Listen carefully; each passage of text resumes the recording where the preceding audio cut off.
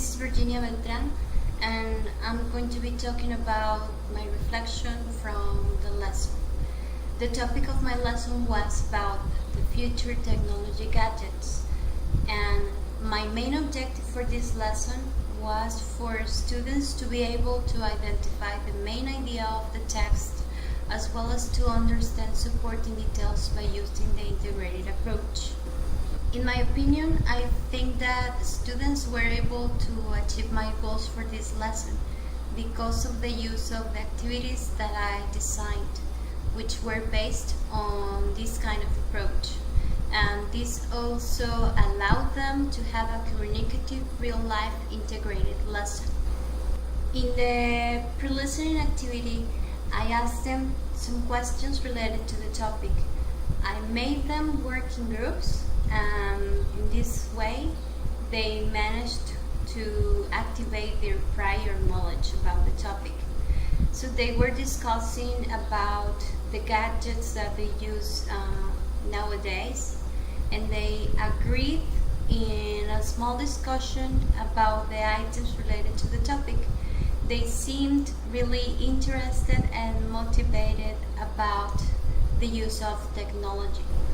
In the main listening stage, I asked them to watch a video and fill in a chart with the missing words. The chart I made also included the main idea about the topic, but in chunks. So it was presented in chunks. In this way, I managed to get students to both listen for detail as well as listen for the main idea. In the follow-up activity, what I did is divided in two parts. The first part was to watch the video again and complete the notes with exact words from the video.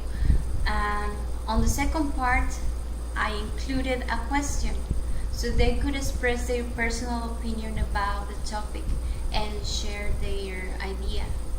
In this way, I was able to make students look back at the video and consolidate their comprehension of the text.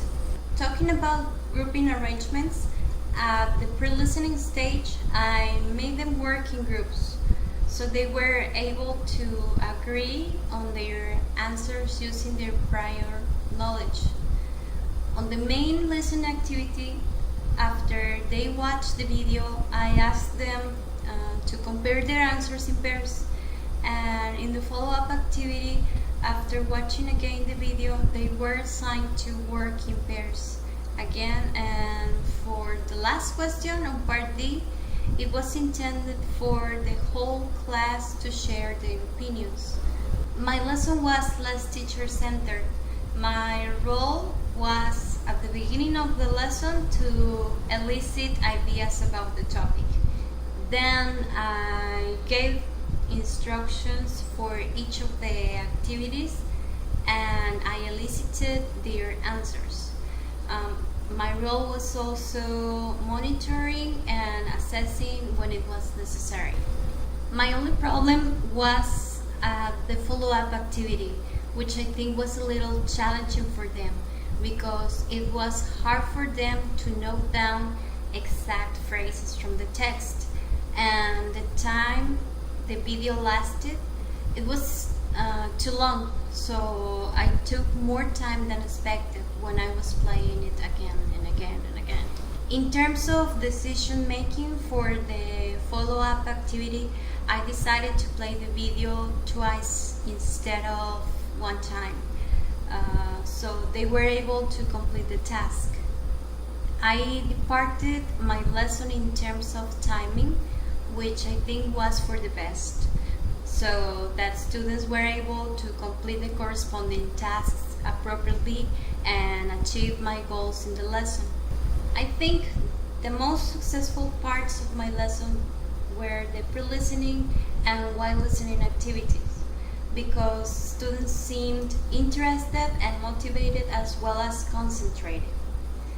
The least successful part of my lesson was a follow-up activity because watching the video more than 2 times could make them lose interest and it could be tiring for them.